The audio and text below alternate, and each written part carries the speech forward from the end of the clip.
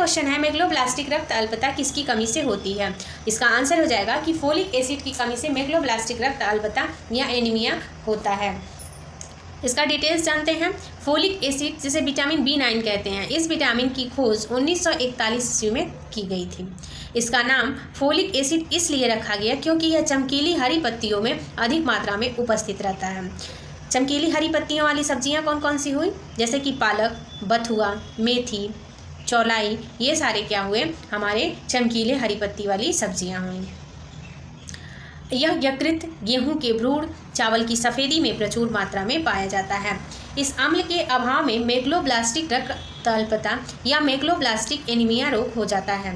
इस बीमारी की अगर कमी हो जाती है तो अस्थि मज्जा में लाल रक्त कणिकाओं के निर्माण का असर पड़ता है, जिसे हम RBC कहते हैं, रेड ब्लड सेल्स। लाल रक्त कणों की कमी होने के कारण ही मेगलोब्लास्टिक रक्त अल्पता हो जाता है। यह गर्भवती माताओं तथा शिशुओं में होता है। अगला है विटामिन B12। विटामिन B12 का रासायनिक नाम है साइनोकोबालामिन और इसकी खोज 1948 ईस्वी में अमेरिका के वैज्ञानिक रिस्क ने किया था। इस विटामिन की कमी से परनीसियस रक्त अल्पता हो जाता है। अगला है लौह तत्व। हमारे शरीर में लोहा अत्यंत अल्प मात्रा में आवश्यक होता है, परंतु यह कम हो जाता है तो हमारे शरीर में माइक्रोसाइटिक एनीमिया देखने को मिलता है। अगला है तांबा। तांबे की कमी से एनीमिया रोग हो जाता है। इसकी संभावना तब बढ़ जाती है जब लोहे के अवशोषण ठीक प्रकार से नहीं हो पाते हैं।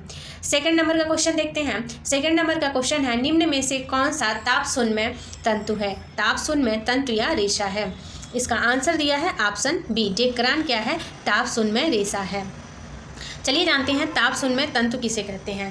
ताप शून्य तंतु ऐसे रेशे होते हैं जिन्हें विशेष ताप पर आकृति एवं आकार को स्थिर कर दिया जाता है। जैसे कि जितना लंबा रेशा लेना होता है उसको ताप एवं उसके आकृति को स्थिर कर दिया जाता है ताप द्वारा। डेक्रान एक ताप शून्य रेशा है। इसे नायलॉन के समान ही, नायलॉन भी कैसा रेशा है, कृत्रिम रेशा है। इसे नायलॉन के समान ही कृत्रिम विधि से बनाया जाता है। इसके निर्माण का प्रारंभ सन 1934 से 1941 के लगभग इंग्लैंड में हुआ था। कहाँ हुआ था, इंग्लैंड में। वहाँ के वैज्ञानिकों ने पॉलीमर फाइबर की खोज की थी। किसकी, पॉलीमर फाइबर की खोज की और उसे टेरिलीन नाम दे दिया। 1951 ईस्वी के लगभग अमेरिका की एक कंपनी ने डेक्रान नाम इसलिए निर्माण किया क्योंकि यह कृत्रिम विधि से तैयार किया जाने वाला रेशा था। तो इससे बनने वाले प्रश्न हमारे हो सकते हैं, ताप शून्य तंतु किसे कहा जाता है, तो ताप शून्य तंतु क्या है, हमारा डेक्रान है। डेक्रान के अलावा हमारा नायलॉन है। यह बनाया कैसे जाता है, जब किसी भी रेशे की आकृति जो कृत्रिम हो उसको ताप द्वारा एक विशेष आकार दे दिया जाता है, उसे हम क्या कहते हैं, उसे हम ताप शून्य रेशा कहते हैं। जैसे कि डेक्रान, नायलॉन, ये सब कृत्रिम विधियों द्वारा बनाए जाने वाले हैं। और कृत्रिम विधि से बनाने का निर्माण का प्रारंभ कब हुआ था, 1934 से 41 के लगभग। कहाँ हुआ था, इंग्लैंड में हुआ था। वहाँ के वैज्ञानिकों ने किसकी खोज की थी, पॉलीमर की खोज की थी और इस खोज को उन्होंने क्या नाम दिया, टेरिलीन। 1951 ईस्वी के लगभग अमेरिका की एक कंपनी ने डेक्रान नाम से इस रेशे का उत्पादित व्यापारिक स्तर पर शुरू किया। इसका निर्माण कृत्रिम विधि से होता है। चलिए दूसरे रेशे के बारे में जानते हैं, जैसे कि एस्बेस्टास। एस्बेस्टास क्या है, एस्बेस्टास यह एक अधात्विक खनिज तंतु है। प्रश्न पूछता है कि एस्बेस्टास कैसा तंतु है, तो यह एक अधात्विक खनिज तंतु है।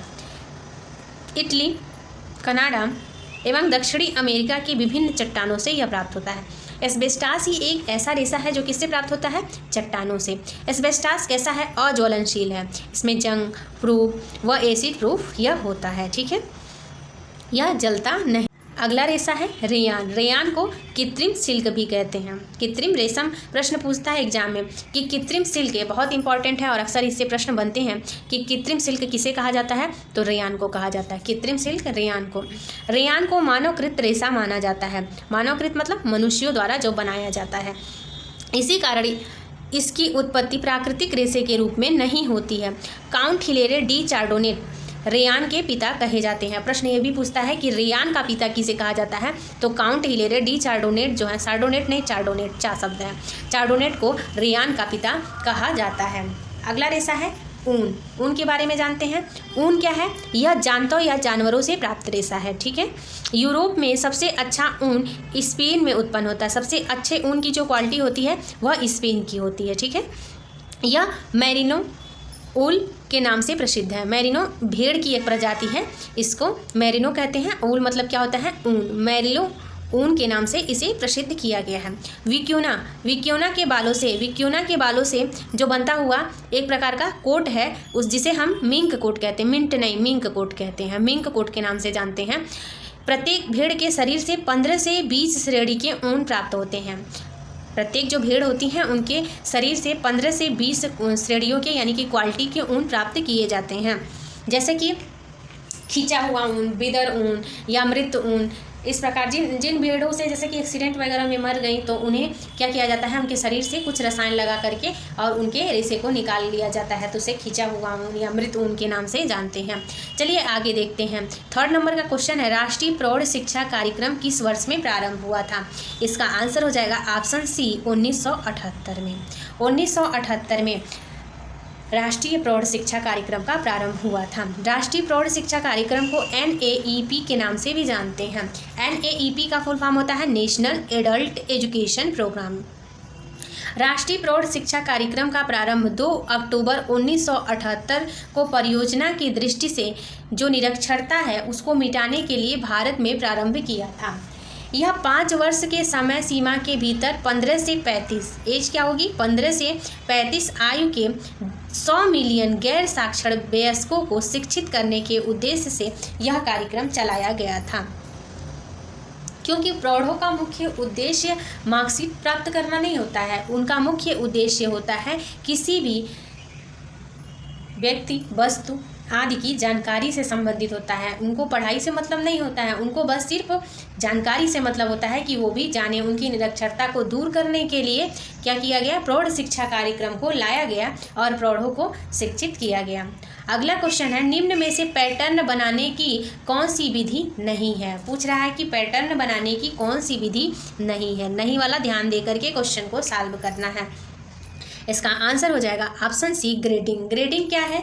एक पैटर्न बनाने की विधि नहीं है, जबकि ड्रेपिंग, ड्राफ्टिंग और फ्लैट पैटर्न मेकिंग ये सारी चीज़ें क्या है, पैटर्न बनाने की विधि है। तो देखिए ग्रेडिंग है, पैटर्न बनाने की विधि नहीं है बल्कि पैटर्न का एक प्रकार है। पैटर्न का क्या है, एक प्रकार है, न कि विधि है। पैटर्न के जो प्रकार होते हैं वो दिया, जैसे कि साधारण पैटर्न, व्यक्तिगत पैटर्न, बनाया गया पैटर्न, पक्का pattern, block pattern, fitting pattern और ग्रेडिंग पैटर्न। ग्रेडिंग पैटर्न बड़े बड़े मिल कारखानों के लिए लाभदायक हैं। इस प्रकार के पैटर्न जो होते हैं 40 व्यक्तियों के नाप के आधार पर बनाए जाते हैं। प्रत्येक व्यक्ति के नाप जो होते हैं मध्य में लाइन दे करके ग्रेडिंग की जाती है और इस समय और कपड़ों की बचत होती है।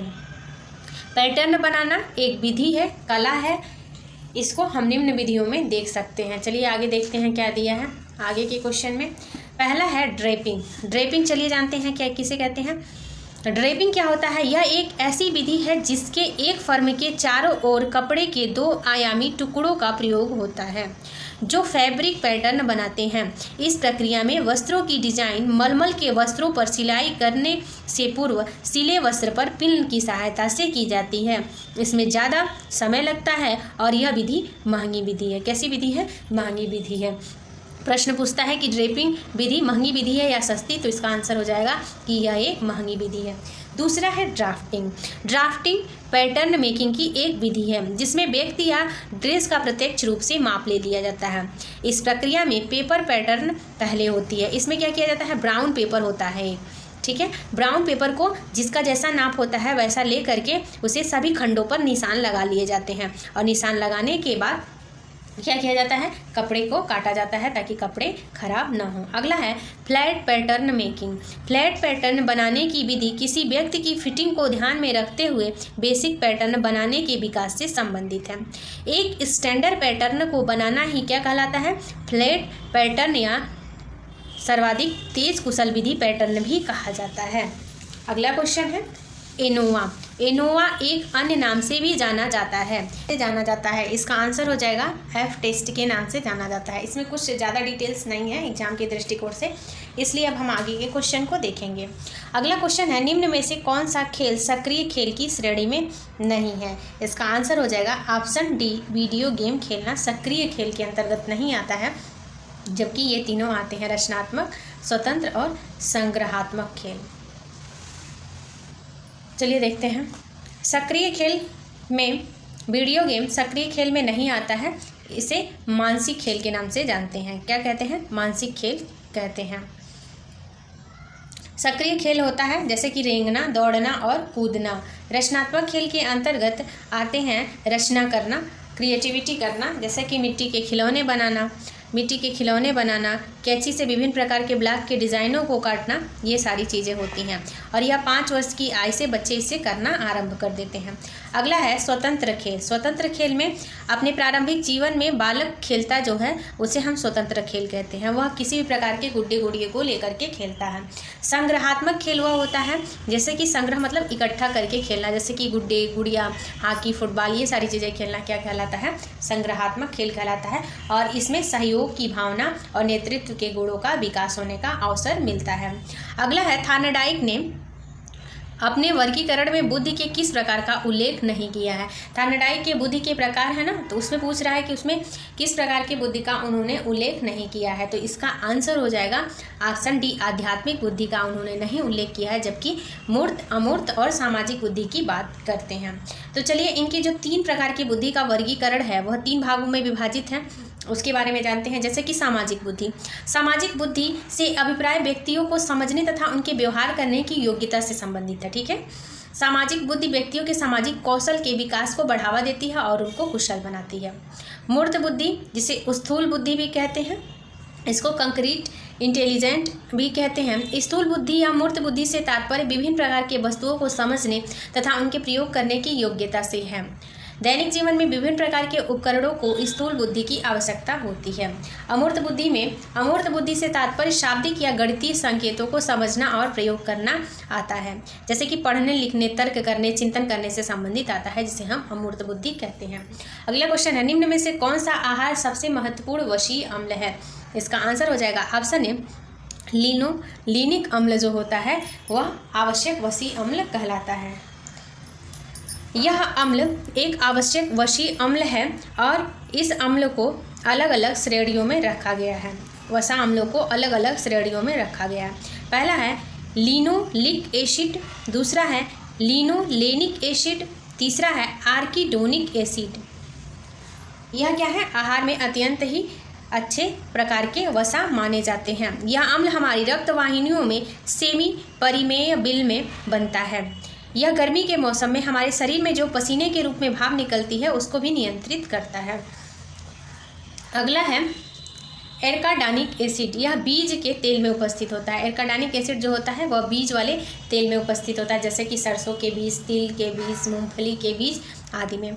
अगला है पामिटिक एसिड। पामिटिक एसिड जो होता है जंतुओं और वनस्पतियों दोनों में पाया जाता है, लेकिन वनस्पति तेलों में यह अधिक मात्रा में पाया जाता है, जैसे कि जंतु जगत से प्राप्त जैसे कि घी जंतुओं से प्राप्त होता है और वनस्पति से प्राप्त तेलों में पाया जाता है पामिटिक एसिड। दूसरा अगला है ओलिक एसिड। यह सभी तेलों और वसा में पाया जाता है। ओलिक एसिड की मात्रा सभी तेलों और वसा में पाया जाता है। अगला क्वेश्चन है, प्रचुर रेशे युक्त भोज्य पदार्थों में सामान्यतः कम मात्रा में होता है। इसका आंसर हो जाएगा ऑप्शन सी, वसा। वसा की मात्रा नहीं होती है रेशे युक्त भोज्य पदार्थों में। रेशे युक्त भोज्य पदार्थ, संतुलित भोज्य पदार्थ जो हमारे बनाए जाते हैं उसमें रेशे युक्त भोज्य पदार्थों को सम्मिलित किया जाता है। सबसे ज़्यादा रेशे में कार्बोज और खनिज लवण पाए जाते हैं। प्रोटीन भी रेशेदार भोज्य पदार्थों के माध्यम की मात्रा में पाया जाता है। सेल्यूलोजिक जो भी फ्रूट्स होते हैं उसमें रेशे की मात्रा होती है। तो इससे बहुत ज़्यादा क्वेश्चन नहीं है इसमें, तो इसलिए इसको छोड़ते हैं। अगले क्वेश्चन को देखते हैं। अगला क्वेश्चन है, ग्लूकोज का पाइरूबिक अम्ल या लैक्टेट के ऑक्सीकरण होने को क्या कहते हैं? इसका आंसर हो जाएगा ऑप्शन ए, ग्लाइकोलाइसिस। ग्लाइकोलाइसिस कहते हैं। ग्लाइकोलाइसिस चलिए जानते हैं क्या। ग्लाइकोलाइसिस जो है वह ग्लूकोज को पाइरूवेट व लैक्टिक ऑक्सीकरण होना ग्लाइकोलाइसिस कहलाता है। अर्थात इस प्रक्रिया द्वारा ग्लूकोज का परिवर्तन किसमें होता है? पाइरूबिक अम्ल में होता है। अगला है ग्लूकोनियोजिनेसिस। इस प्रक्रिया में एमिनो अम्ल तथा वसा द्वारा ग्लूकोज का निर्माण होता है। इसमें एमिनो अम्ल होता है और वसा भी। एमिनो अम्ल किसमें पाया जाता है? प्रोटीन में। और वसा मिलकर के क्या करते हैं? ग्लूकोज का निर्माण करते हैं। अगला है ग्लाइकोजेनेसिस में इस क्रिया में ग्लूकोज को ग्लाइकोजन में परिवर्तित कर दिया जाता है। ग्लूकोज को ग्लाइकोजन में परिवर्तित कर दिया जाता है। यह प्रक्रिया हमारे शरीर के यकृत और मांसपेशियों में होता है। कहाँ होता है? यकृत और मांसपेशियों में होता है। अगला है ग्लाइकोजिनाइलाइसिस। इस प्रक्रिया में ग्लाइकोजन का विघटन होता है जिससे ग्लूकोज बनती है। यह प्रक्रिया यकृत में होती है। यह प्रक्रिया उस स्थिति में होती है जब रक्त में ग्लूकोज का स्तर कम हो जाता है।